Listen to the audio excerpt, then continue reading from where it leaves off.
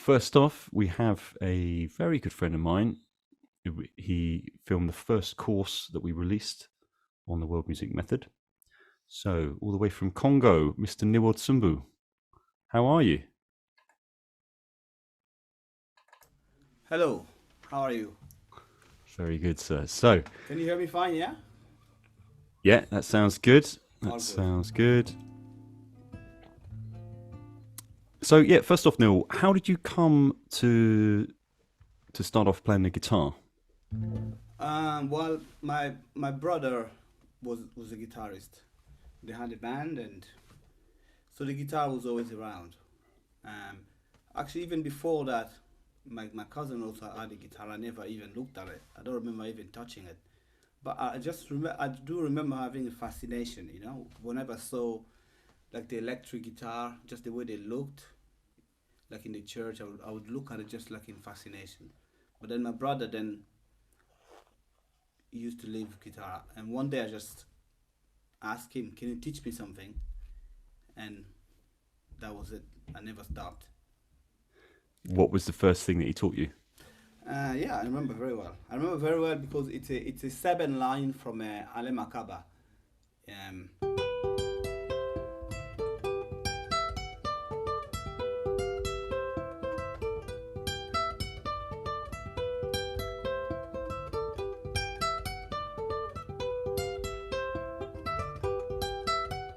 so this is what he told me.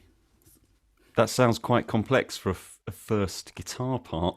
Yeah, yeah, that's the first thing I ever played, and I looked. I saw him playing. I was like, oh, can I look? And I looked, and he played it, and then I took the guitar and I played it. He didn't have to go like do this. Just from watching him. That's the first thing I ever played. It's just guitar always felt very easy for me. From that day on, it was always I always feel very it was always, and I don't remember ever struggling to play the guitar. It just was always very very natural. Cool. So, where did you go from there? When did you get into a band or play with other people? Well, then from then on, then actually what happened on that first day. So I started playing the. Actually, I also learned the second part, which was a.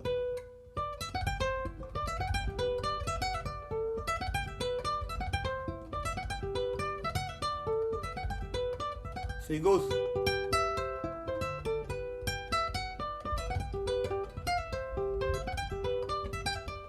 So I learned all this. So I started playing. It was around 4 p.m. and I played all day throughout the night. Everybody went to bed. I stayed playing in the living room by myself, and I don't know what time I fell asleep, but I left all the doors open, all the lights open, but I was being woken up uh, with a slap from my grandfather because I fallen asleep in the living room, just left the door open, to burglars and stuff like that. But luckily there was no burglars. But that so from that day on, he was really not happy with that, and so the guitar was banned. It was like no more guitar in the house. That it was. It just went like she.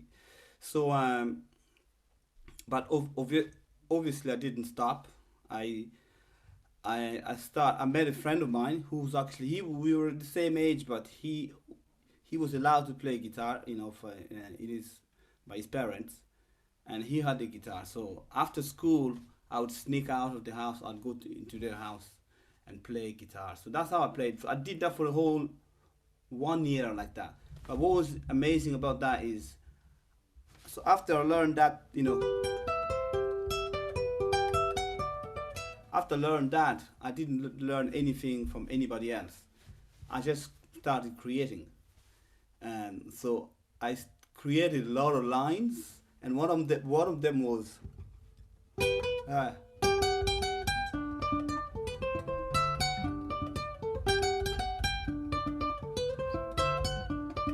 so my friend who was the guitarist, he used to play in a church already.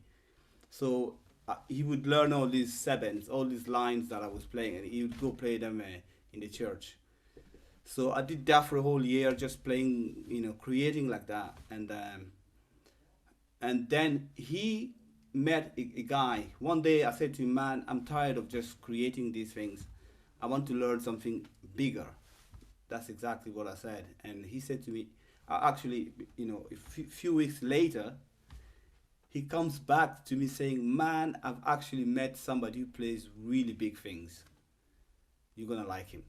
So off we went, and I met this guy. He was playing massive, massive things. It was like, whoa.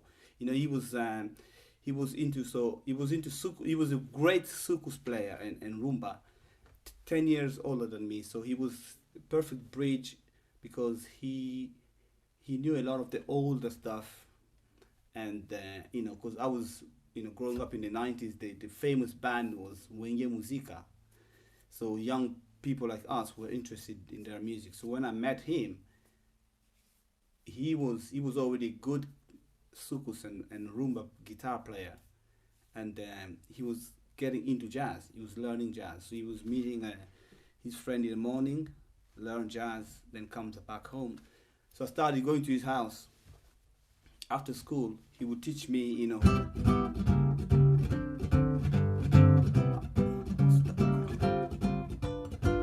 just as jazz standards. So I became like a backing track for him. So I would play chords for him and he'd solo. He never let me solo ever. I was with him for 5 years. I mean, we played. I don't remember ever missing, unless he wasn't there.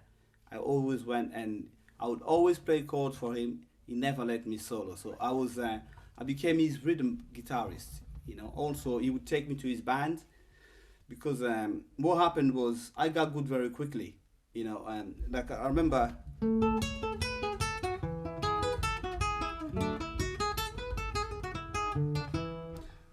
Ah, so I remember he had a rhythm player in his band, so I went to see them rehearse, and so he had this. He was teaching him how to play this, this line. It was like an intro, so the rhythm guitarist would start,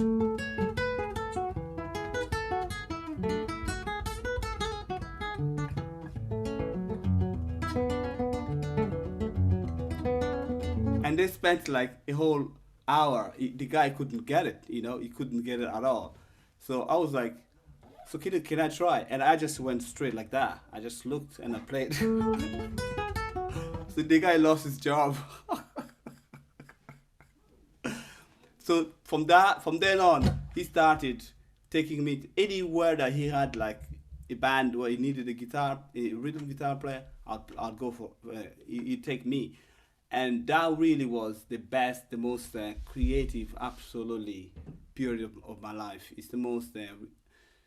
That's where I learned everything, all my foundation. Those 5 years, we did everything from. He taught me the old. We went back, He taught me all these.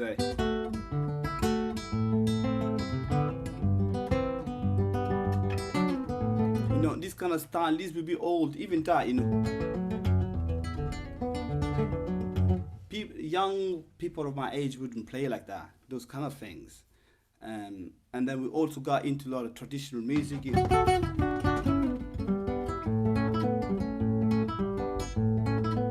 As well as teaching me all the modes. That's where I learned all the modes and all in a lot of different scales. So it was really those 5 years really sort of are the foundations of the guitar playing. But then after that, after that, what happened was I sort of came to a point where I felt like I just had a lot of knowledge. It wasn't really turned into music yet. I was quite frustrated actually for a while, where I would play concerts, but I wasn't really happy from how I was sounding. So for a while after him, I went to different. Actually, even while I was learning with him, I went to a lot of other um, people too. So I was really, really. I mean, man, I was obsessed with music. It was not good.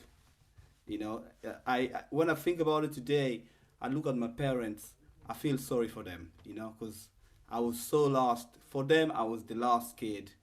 I mean, some days I would go to school.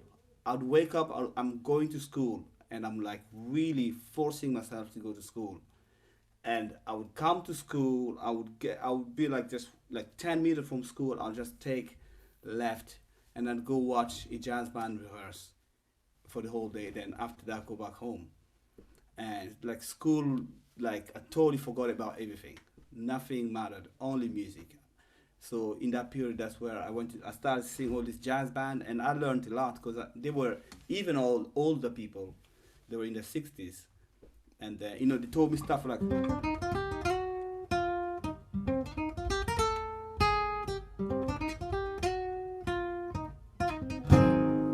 that's Geordie. So the most important lesson that I learned with those guys was one day they asked me to play because they used to just see this schoolboy, you know, standing there watching them for the whole day. And they're like, why don't you go to school? You come to see us every day. And I said I play the guitar. I just like jazz. And so one day he asked me to play. So I played that tune, Geordie. And I was being very shy. I was playing, but they could see that, I could play.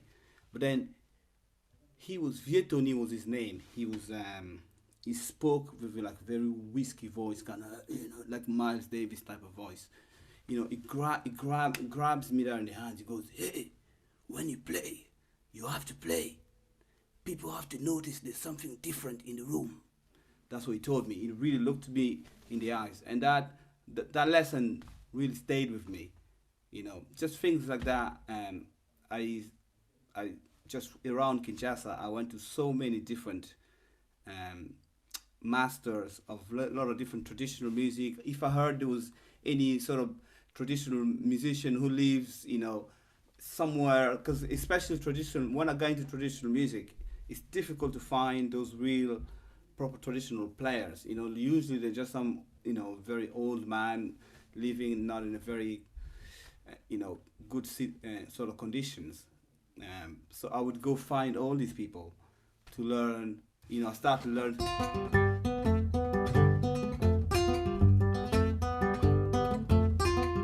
Like that, I learned that from Imuluba guy, very old guy. Just, a friend of mine.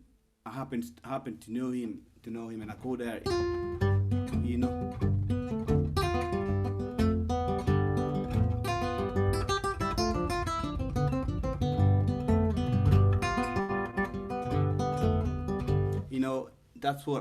That's really those 5 years. That's what happened. But then after that, I felt like I had a lot of knowledge that wasn't being turned into music. I had to sort of unlearn all that in a way to let it sort of sink in.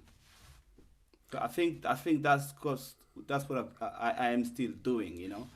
What was your since technique like at that point? Were you happy with it?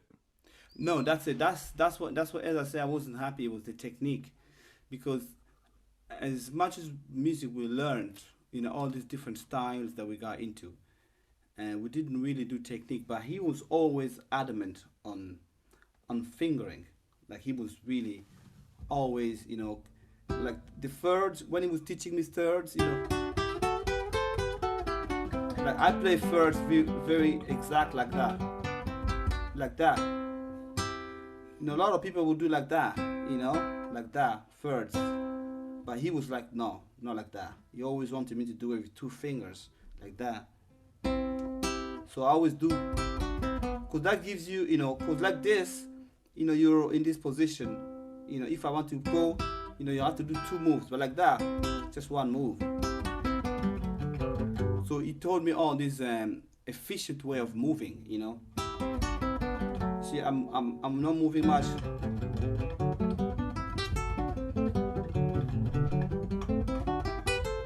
But the technique was not this good at all before, as good as it is now. Now I feel like I just took what he showed me and extended that. I had to really think about it a lot, about movement. That what's the word I'm looking for? It's like I progressed from where where it should be to just like a lot of different ways of moving. Now for me, it's just about moving. That's what I understand about playing the guitar. It's about movement, how to move on the fret. Whatever melody you're playing, you know,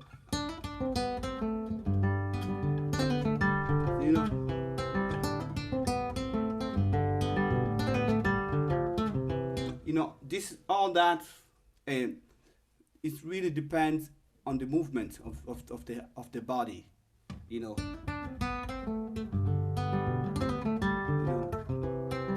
And when it comes to movement, you always want to, be efficient with your movement. Economy, is very important. That's what that fingering taught me. Have you got any tips for that? Yeah, definitely. Because also that principle can be applied to any instrument, basically. To anything, actually, to life, to anything you do. It's to be aware that when you're moving, when you're playing the guitar, you're moving. Your movement is the joints that allow the motion. So be just aware. Like you have 4 fingers, it's 4 frets like that. So if I want to play this note, my fingers are,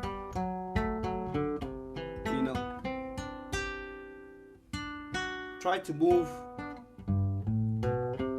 learn the modes,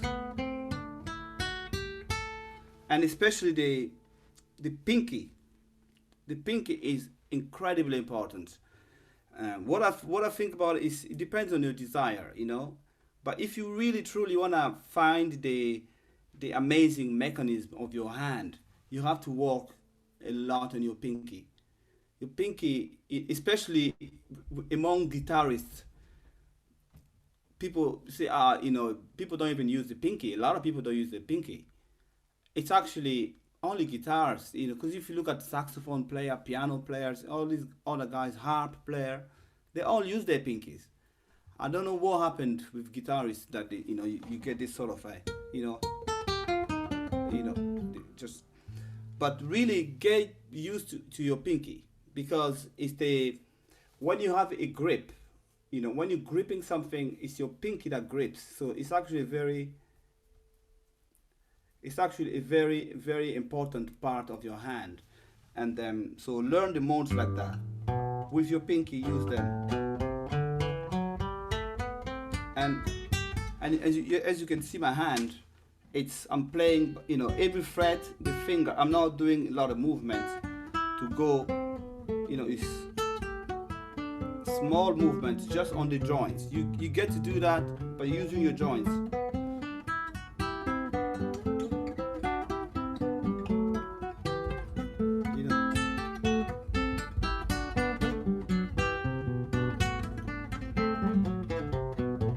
These are just, I'm just sort of going on the fret, trying to learn all the notes on the fret. It's in G major. I'm not really playing anything, but I'm just giving an example on how to.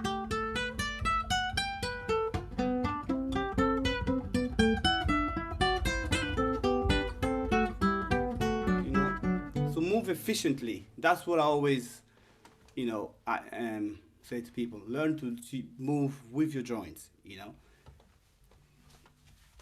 I hope that's making any sense. Yeah, cool, amazing. Actually, there was just a question from Luke asking about a good source for learning the modes. Perhaps you answered it just there.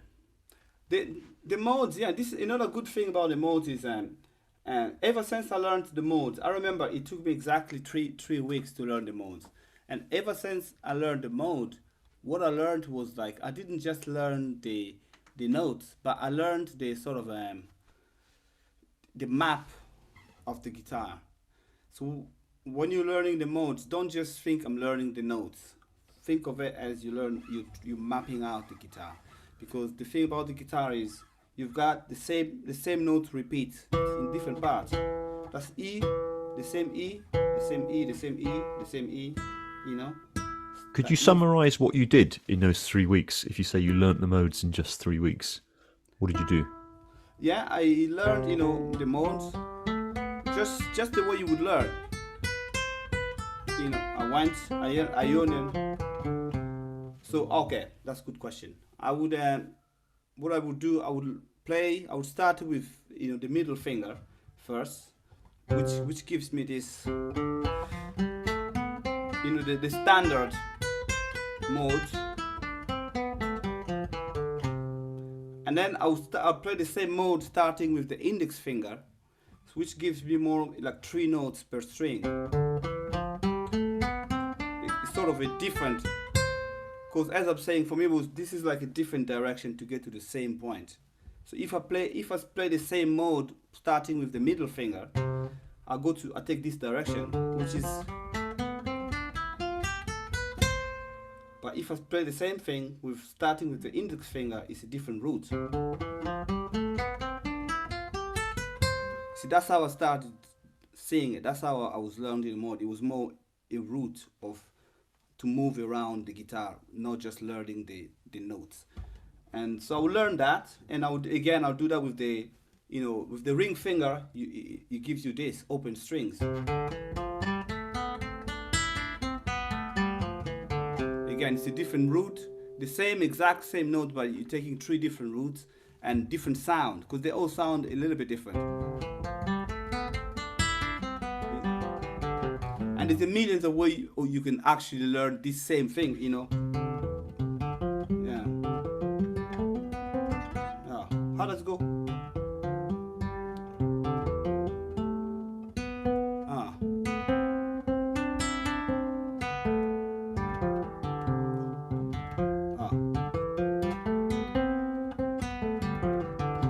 It's the same. And you mix it with the open string. So it's the same, playing exactly the same notes, but taking 4 different routes, and the sound. So that's how I learned them.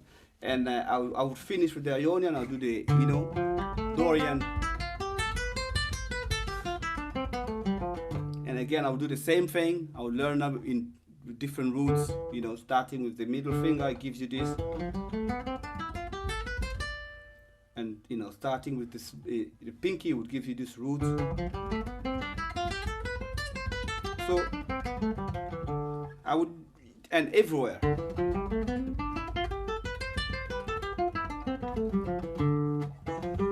And I would move on to the Phrygian, and I did all that in 3 weeks exactly. The reason I remember then, after I did all that, I remember walking on the street. It was an album that came out of Wenye Musica. The name of the song was Jojo Ngonda. I hope I can remember this. So the 7 was.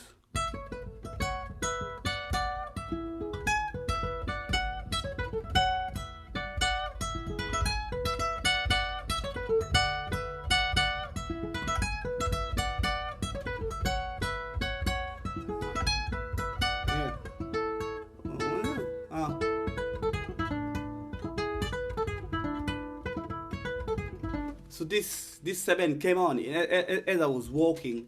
I was actually walking back from the lesson from my mentor, and I remember standing there, and I remember for the first time ever hearing everything. I heard everything, and I knew exactly what the guitarist was doing on that song. That's what learning the modes did to me. As soon as I understood the mode, I was able to just dissect any music not all music, unless it was very complex, harmonic. But if it was anything that was diatonic on the radio, I would instantly know, oh, that song is in a minor, it's in a Dorian mode, and that Cool. guitarist is doing this. So that's what learning the modes did to me. So it made a big difference to your ear training and your ear Huge. development as well. Just knowing basically the relationship between the intervals and the space between the notes. Yes, it really Cool. it was really that big of a difference. So, Niwel, you've got a new single coming up soon. Yes. Why don't you tell us about that? Yeah. Well, it's during the the lockdown, like many musicians, well, not just musicians, but people around the world were all at home. The world came to a standstill, and I started going a bit crazy. For the first, I think, 3 months, with all the noise, all the uncertainty. Man, it was hard. It was really hard, and actually, what also happened was my father, my aunt's husband died, and also my brother-in-law died. Those were the first 3 months of the lockdown. So when there's all the noise and that happened, and so it was really really tough up to June, I remember, and I was like, I need to do something because I started going a bit, before all that, and I need to do something. So I decided to start putting arrangements of doing an arrangement of some traditional songs, folk songs, just to to turn off my mind, all that. And that's what I started doing. I did actually 6 of them, and the new song that I'm going to release is one of those songs. It's called Kanzenzenze. It's a very old song, undated. One of these, nobody knows when it was written, who wrote it, and if I ask my grandparents, they're like, oh, we've been singing since we were kids, and everybody just sings it. Nobody knows. I actually just found out it's not just a Congolese song. I thought it was a Congolese song, but I actually found out it's actually just a melody. But in a lot of different African countries, they also have that song in different languages. Yeah. So how does it sound? Well, wow! I didn't even plan to play. Okay. Well, in the base of it, it's a very in its foundation, it's very simple. It's a sort of African tune. Kanzenzenze kalengile, pipi kalengile, kapaka samba, katula kalele, mwana bitoto, kapikila kafwa.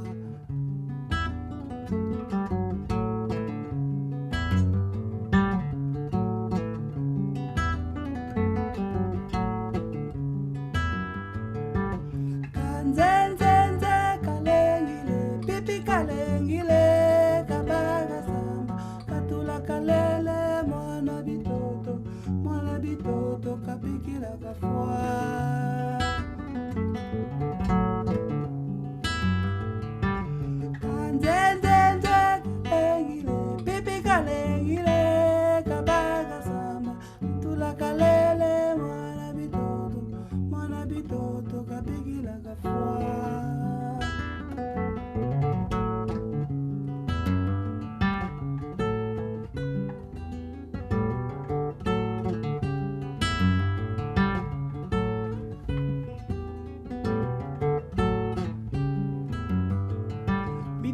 Bitoto, mame malingere, maingere, maingere, maingere.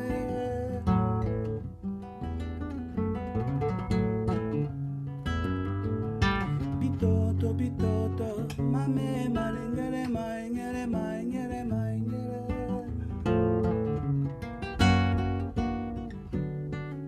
Na na na na na na na na na na. Kalengile, kapaka samba, tula kalele, mwana bitoto, kapikila kafua. Kalengile, pipi kalengile, kapaka samba, tula kalele, mwana bitoto, kapikila kafua. Mwana bitoto, kapikila kafua. Mwana bitoto, kapikila kafua.